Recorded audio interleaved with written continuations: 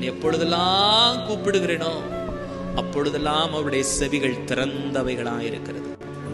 இந்த ஸ்தலத்தில் ஏறெடுக்கப்படுகிற என் ஜெபத்திற்கு என் செவிகள் திறந்தவைகளாய் இருக்கிறது. எல்லா நேரத்திலையும் மனுஷ காது திறந்திருக்காது, பார்த்திருக்கீங்களா? சிலது நம்மள காதுல கேட்கிற மாதிரி கேட்டுக்கிட்டே இன்னொரு வேலை செஞ்சிட்டு இருப்பாங்க. அப்ப அது எதை காட்டுது? நீ கேட்கறதுல எனக்கு அந்த அளவுக்கு என்ன இல்ல, ஐ எம் நாட் இன்ட்ரெஸ்ட்.